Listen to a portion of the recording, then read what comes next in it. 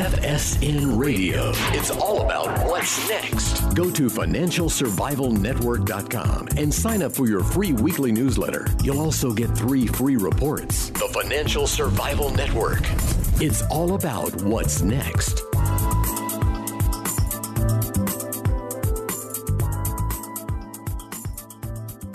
Welcome. It's Kerry Lutz, and you are listening to the Financial Survival Network. What's going to be for 2015? That is the big question. Well, you're going to find out soon. We've got Darryl R. Schoon with us. He's got some definite ideas that you really want to listen to. You listen to any of the cycle guys out there. They're promising a lot of fireworks ahead, and so is Darryl. And Darryl saw the housing bust. Well, he saw it well before it happened. And Darryl, hey, good to talk to you. How have you been? I've been good, Kerry, and it's nice to be here, the last day of the year, because I think that has significance in more ways than one. Life is constantly full of change. But what we don't realize is that the change that we're involved in is change that has never happened on this planet before. We are here at the time when the economic fundamentals that have given this planet such extraordinary growth over the last 300 years. Okay, because this cycle really started with the Bank of England's transformation of money from savings, from gold and silver, into debt. Okay, there was an old saying that bad money drives out good. All right, and it's true. Bad money does drive out, and that thing came up in around the 1400s. So this game has been being played by governments for a long, long, long time. All right. Well, the bad money that I'm talking about is the central bankers' debt-based money. What you see as money is merely a coupon of circulating debt, okay, issued in the form of credit that turns instantly into debt. And the coupon allows you to buy things, all right, before it's retired. If every debt in the world were paid off, money would disappear, all right? And I know that's hard for people to understand, but that's because they don't want you to know how money is created. When money is created out of a central bank, it is issued in the form of debt. Banks take this, they loan it out, they give loans to people, all right? And then it's a race to see who makes what out of it, okay? That's how money is created. They took money, which used to have a positive form of gold and silver, and turned it into a form of debt where they make money out of interest. People don't realize this. This happened in 1694, all right? The United States was formed in a revolution against this. Thomas Jefferson said that private bankers pose a greater threat to the United States than do standing armies. And he was right, okay? They knew how England's power was created. England was the only country in the world that could go to war on debt. You look back at England, okay, 1694, it was just a little island like every other it was another small country. It wasn't inconsequential, but it was no bigger, no more powerful, certainly no more than Germany, France, or its competitors, in Europe. All right. And it took over the world. It was the biggest empire since Rome. Why? Because they could go to war in debt. Because the bankers came in, paid off King William's war debts. All right. Quid pro quo was this. We will pay off your war debts, William, if you give us the right to issue paper certificates of debt, circulating debt. And he said, great. He didn't expect this to be money, but they did. The instant they got this right, they started printing currency alongside the silver and gold coins issued by the mint, by the Royal Mint. All right. That was in 1694. Now, let me assure you, those gold and silver coins are no longer in circulation. The only thing in circulation are the banknotes from the Bank of England. And those banknotes in the Bank of England that used to be redeemable for gold or silver are not redeemable at all. Okay, so the caveat that bad money drives out good is absolutely true. Okay, so this thing has been going on for 300 years. Credit is a wondrous thing until it can't be paid back. Until it can't be paid back. We've now reached on a global level, all right? It was the way these people always saw it was that further expansion it made everybody happy. And the truth is, it does make everybody good. Expansion is always good. But the universe, it goes up and down. There's cycles. We know there's cycles. And the difference between this cycle and other cycles is this is the end of the end cycle. The Ponzi scheme of credit and debt that was first created in England in 1694 and then got a major boost when they took over the United States in 1913 with the Federal Reserve, because not only did it affect us, we spread it to the rest of the world. All right.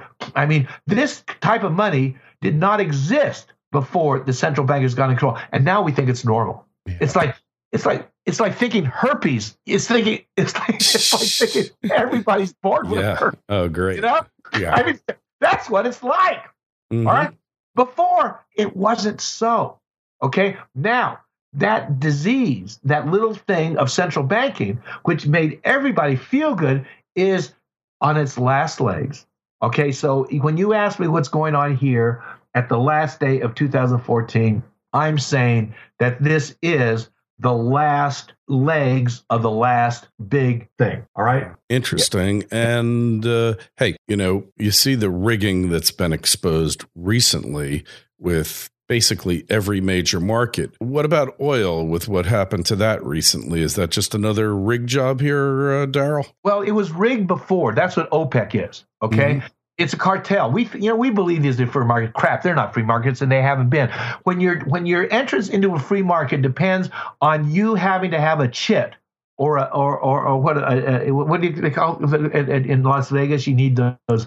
You need whatever they Markers. are. Markers. Yeah. You need markers. Okay. When you need markers to play in the game, and the marker is issued by the central banks, they don't care if the game is. You don't think the game isn't rigged except by your markers. Okay. Yeah. That's how subtle it is. All right. So all this crap about capitalism's free markets is only true in the communism's tightly controlled markets. Mm-hmm. All right. They were never free because the marker itself is issued only from a central bank. All right. So you got to play their game to play what was previously a free market. They just took advantage of the dynamics of the free market to get rich. Okay. So what has happened is that it is now on the verge of total collapse. They distorted. OPEC is a cartel. All right. Those are, quote, illegal. All right. That's what you had trust busters. That's what Teddy Roosevelt came in. The richer you get, you may talk about free enterprise, but you only like it when you're moving up. The boys at the top never like free enterprise. It's only the people at the bottom who are trying to get a foothold in the game. There's a reason why in every product category there's only 2 to 3 major brands. All right? Because they establish a market cartel. All right? Great example of that is potato chips. You got Lay's and Y's. And what happens when you get Cape Cod fries comes along, Cape Cod chips, they buy them out. Exactly. They buy them out, get real fat, and the price stays the same.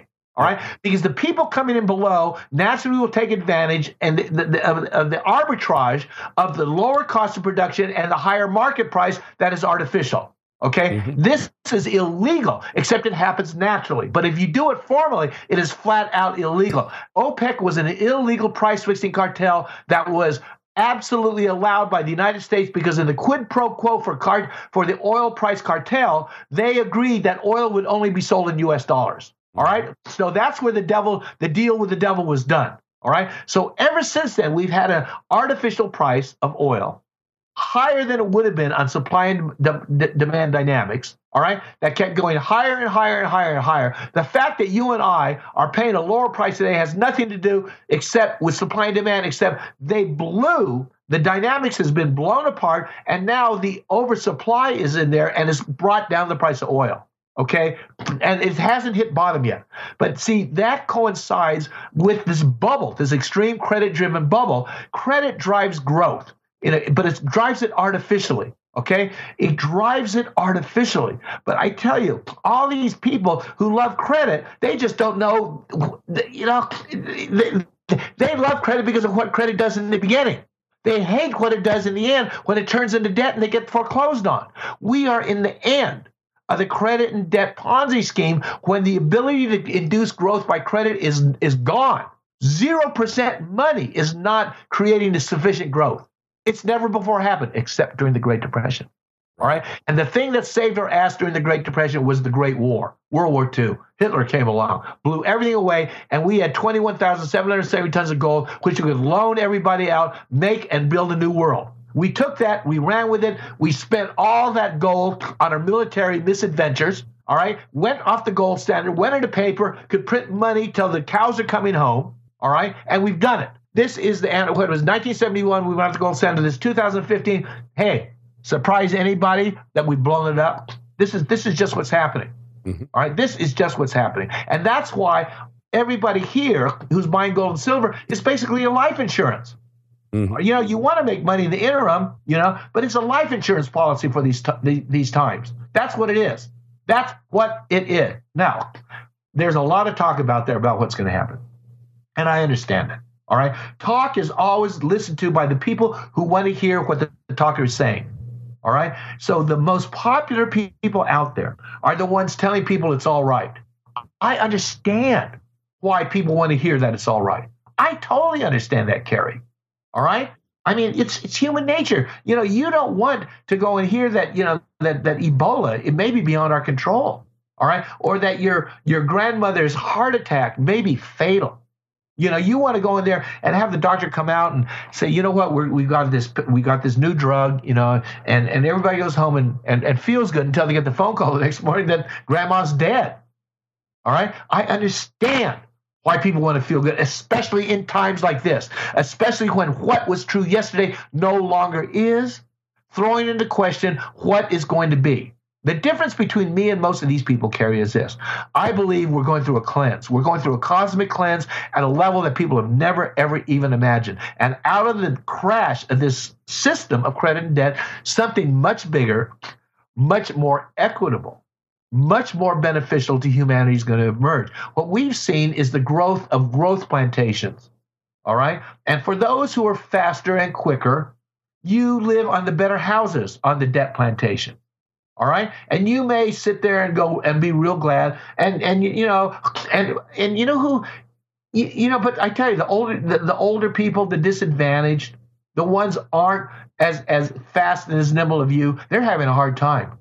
Sure. All right. And you may think, well, they're having a hard time because they deserve it. They made some bad choices. They weren't as smart as me. All right. They didn't take their little pittance, what they had, and turn it into a multi-million-dollar thing. Well, that may be true to a certain degree, but at a certain level, it is no longer true.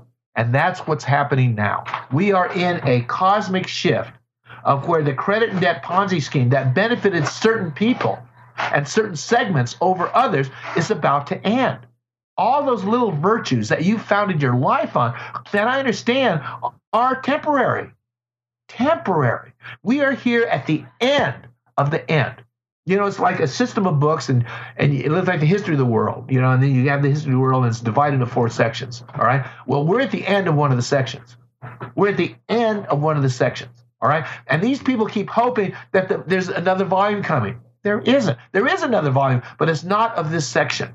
That's what I've always said, Kerry. When I predicted in 2007 that this thing was going to hell in a handbasket, people didn't want to hear it, all right? But I said at the same time, it's part of a paradigm shift that Bucky Fuller predicted that a better world was going to come, you know? So you got to get ready. When I wrote, you know, buy gold, buy silver, have faith, I meant it. And I knew people didn't understand about having faith. I knew it.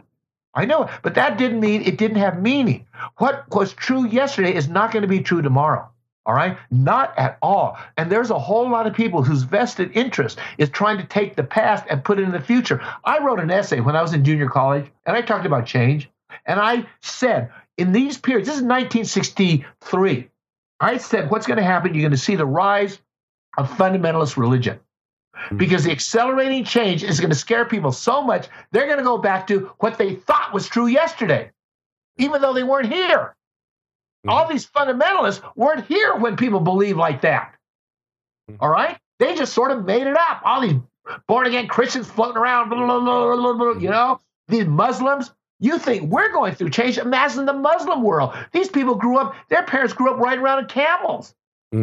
And the kids, because of oil, you know, have iPods, and the rich ones are driving Mercedes. You know, you imagine the societal change that went through there, and the rise of fundamentalism is huge, because fundamentalism is a reaction to increasing change. The attempt to go back to what you think are fundamentals, they're not fundamentals. I'm not saying there's not truth in that stuff. You know, I mean, there is truth in it. for that specific time, for that specific situation, for that. But what people are doing is they're going to the rigidity of those tenets because everything is getting ripped away from them. They're just under threat. And when they're besieged, you just go back to what you think used to be true, even though you never fucking believed it then. That is what's going on. This is where we are. All right. But we're going to talk about this. There's a seminar coming up that you had Dave Morgan on last week. And I want to say that due to the incredible opportunity offered by our host today, Kerry Lutz, he put on something last year called the Liberty Mastermind Symposium. And Kerry brought together a bunch of people, disparate people, Kerry. You really did. What did you had 15 speakers, all right? There were people there who I basically read about. I knew who they were, some of them more than others. And like Tekoa da Silva, that young kid who was there. Tekoa interviewed me in 2007, 2008. He was a young kid, young, all right? And to see him giving a talk at your seminar made me feel good.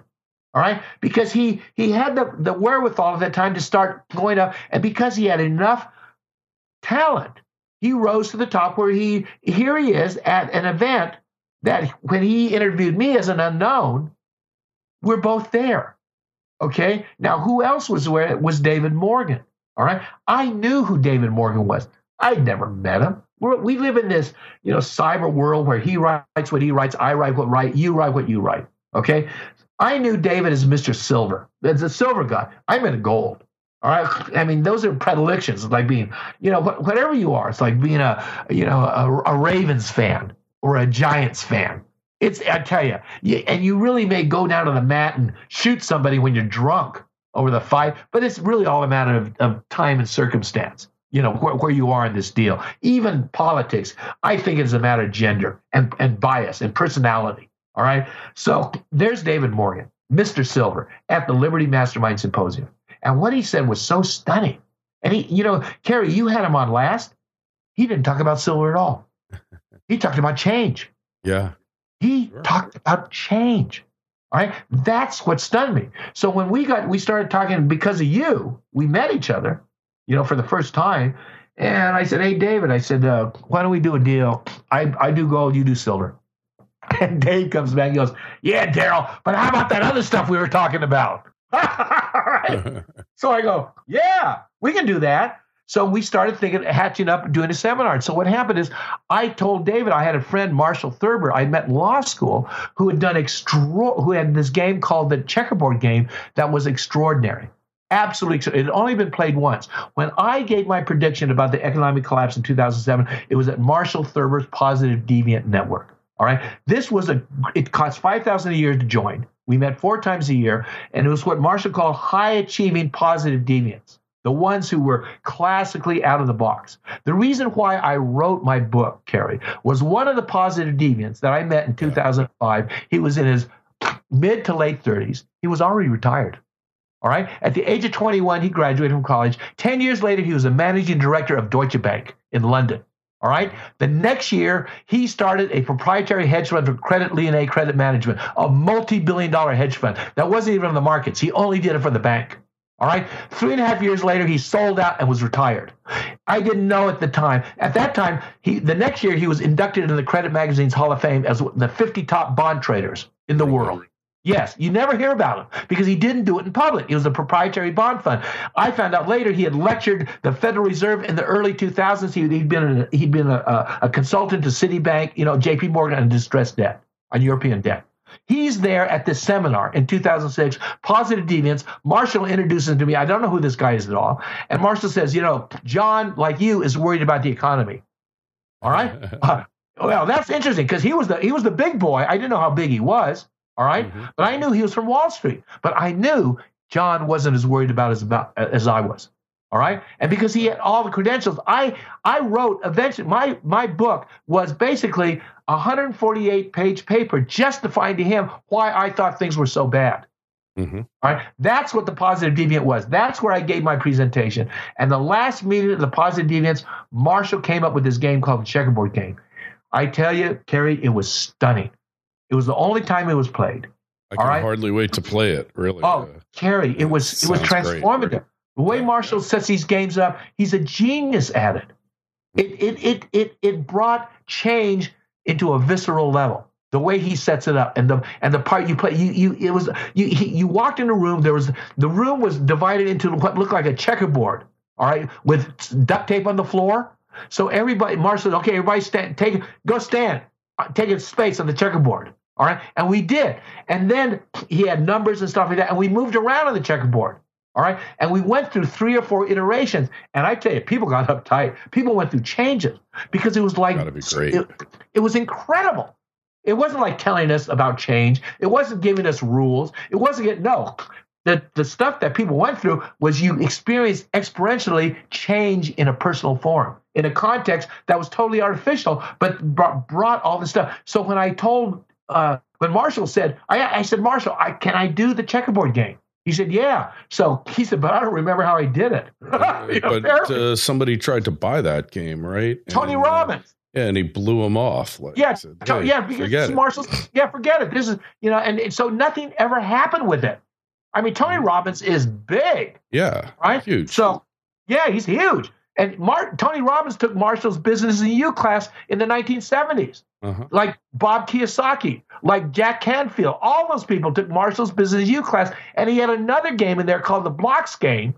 That was so intense, Kerry. This is back in the 80s, 70s, 80s. It was so intense, Kerry. When I took it, I walked out. I was so mad, Kerry. I was steaming because it forces you out of your brain. Yeah, and I didn't want to get out of my brain. Yeah, who does? Hey, Darryl, so just tell us the event, when and where, and how we sign up. Okay, it's called the Checkerboard Game. All right, this is the first time it's come out in public on your program. If you go to DrSchoon.com events, all right, or write Checkerboard Game events Schoon, you'll get the link to it. It's not quite there, but it's going to be on January 24th in Spokane. It's $295. It's all day. This is the first time the Checkerboard Game is going to be played. Marshall Thurber will be there. Dave Morgan Silver is going to be there. I'm going to be there, and that's what it is. This came together in 2 weeks. All right, 3 weeks ago. This was not planned. It's all there. It's coming up. Stay tuned. Watch. I just talked to Taki from Gold Silver Worlds. He's going to put a blurb on it. It's going to get out there. But right now, if you go to, I guess, just January 24th, my website, www.drschoon, SCHOON, will have information on it. This is so new. The information is really not there yet. It's ghosted in a way. If you go drschoon/events/ you'll find it. Yeah, you don't want to miss it. We'll have it up. We'll have a link up on the Financial Survival Network very soon. Yeah, and stay on the Kerry site. You'll have a link to it. You got to go check this out if you can make it to Spokane. I can't make it, unfortunately. I really am sorry about it. Wanted to be there. Found out about it too late. Have a prior commitment. But Darryl, hey, we'll catch up. Play this game one of these days. You're more than welcome, Kerry. Yeah, sounds like total fun. And just go over to financialsurvivalnetwork.com. The link will carry you over to Darryl's site anyway. And hey, Happy New Year, Darryl. And Happy New Year to 2015, it's going to be a big one. It will. And we're in it together. Talk to you then. All right. Bye. FSN Radio. It's all about what's next. Go to financialsurvivalnetwork.com and sign up for your free weekly newsletter. You'll also get 3 free reports. The Financial Survival Network. It's all about what's next.